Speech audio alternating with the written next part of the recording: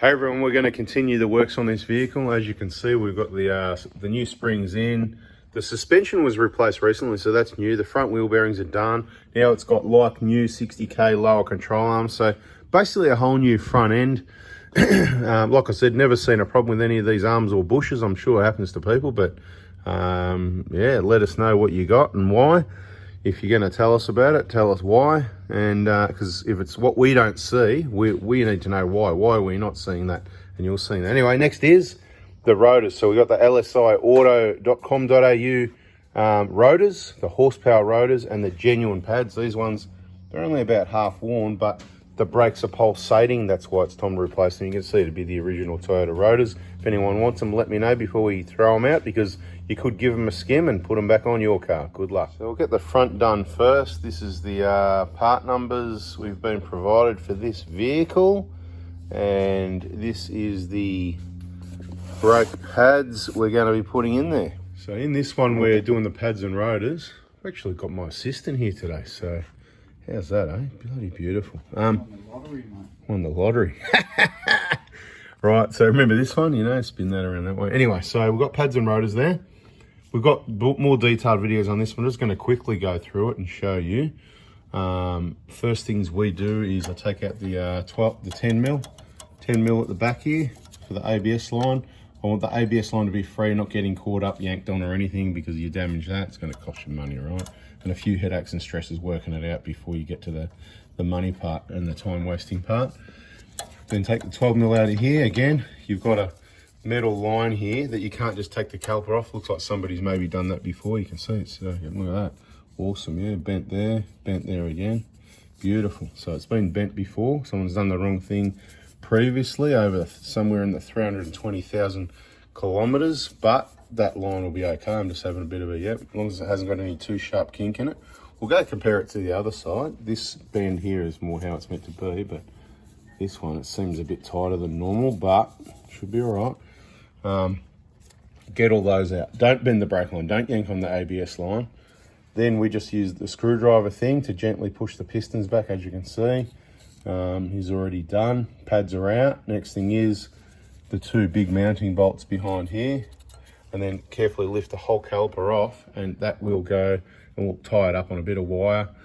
Apparently the best thing to use is, you know, when you get the Dobinson's suspension, well, it depends if you get it all reassembled, you probably don't get these, but the wires that hold the shocks together, and you just hook it over the top here and tie it onto that. But, you know, I just do the old school way, tie a wire around here somewhere, hang up the caliper out of the way, and then just swap over your rotor. This has got new wheel bearings, like I said, so it's all clean, but we'll just give it a quick clean up. I might even just put a super light coating of copper grease on the face of that hub behind the new rotor to stop any rust and corrosion. You can see these horsepower pads and rotors, horsepower rotors this time. I have used the pads in the Hilux. They've got a coating over them, and so that's going to prevent the rust on each side anyway. It will help reduce it at least anyway. So they've got a nice ground surface on them. Pretty happy with these. Like I said, when it comes to rotors, to be honest, you can waste money spending more, but they're just rotors. They're a bit like brake pads. Pad material, you want decent quality so you don't get the dust, the squeal, and you get enough friction. When it comes to rotors, it's kind of just a piece of steel. So slots and drilled holes and slots and all that stuff, you just don't really need it, but hey, each to their own. Right, so over here on the passenger side, the Dobinson's wire. It's a little bit risky, it's a little bit on the edge, you know, but you could modify it and make it tighter. And these bearings were new not long ago. They have been out onto the Simpson Desert and back. Yeah, so while we got it here, because we don't know who did the work, we'll check these bolts are tight. It's all right, private joke. And we'll, like I said, I'm going to give this a quick clean up, a spray. Just, you know, dry metal, it just tends to rust, as you can see, started already. Put some inox on it, put some copperies, just a thin smear on here. It'll help reduce, because once you get corrosion, it can actually, unlikely, but, you know, build up each time the wheel comes off, a bit of rotor moves back, maybe a bit of crust from underneath, it falls in the wrong spot, then it puts the rotor out of alignment. That's one way that disc thickness variation and run out increases, and you end up with brake pulsation. All right, so we've got the rotors sitting on, one nut to hold it nice and square, calipers bolted up, and of course the genuine anti-rattle backing plates, two on each side. trying to get two in at once, mate, while I got the camera and all that. Anyway, piston probably popped out, this and that, whatever. Anyway, just spin it around 1 sec before you put it in. I just want to show them how we put that little bit of grease on there. Yeah, just that we put a little bit on the inside and a little, just where the piston sits. Anyway, let's pop those in. There's other videos, check the brakes playlist. All right, mate, can you see if you can just lift that rotor off? Or is it a bit stuck? A bit stuck, let's just show everyone. All right, get the big hammer and just go.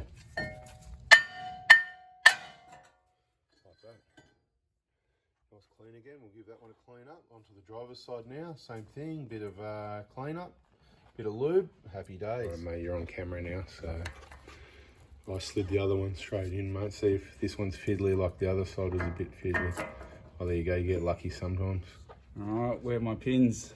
Oh, the pins there. Here you go. I just finished cleaning them in the sink there with a bit of wet and dry, and just not lubrication because all dust and dirt will stick to them, but you can see where the pads sit. Just want to clean off any rough edges and high spots, so I've done that.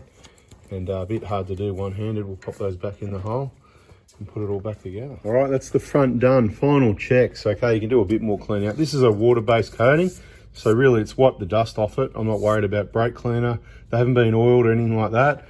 Like I said, we lubed up this, but I wiped any excess off. You can see a little bit of that, the edge of that copper grease. Okay, high temperature so it doesn't melt and end up places you don't want it. Yeah, and a little bit good on the threads. A lot of people go, oh, don't do that, but you know what, it's not a problem. These don't rust, but so you don't need it, but it does help the things go on and off a bit. You just don't want to pack it and do heaps all the time, in my opinion, because it might manipulate the torque spec a little bit, but it's not going to matter if you're going about the 110, you're laughing. Final checks, make sure all your clips are clipped in. Brakes is a matter of life and death, so this video is not telling you how to do brakes or that you should do brakes yourself. You should probably try and find someone that knows what they're doing, that puts the pads in the right way, not back to front like we've seen people do.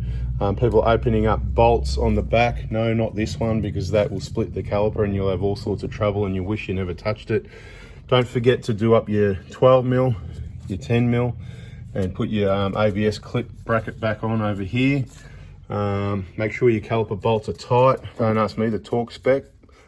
Tight, nice and tight. F-tight, we call it, okay? Oh, there's a spider living here, look, there's a web there. Anyway, we still got to tighten up these bottom shockers on the ground, and we still got to get a wheel element which will loosen and retighten those at static height. So the front's done. We're pretty close to probably putting some wheels back on. But what we'll do, we'll move to the rear because we've got a handbrake that's sticking, and we've got some pads and rotors there. Pads and rotors at the back, a little bit easier, but handbrake sticking, it could be a drama, so subscribe, turn the bell on so you don't miss that one when it comes out. If you like this video, hit the like button, and we'll catch you on the next one.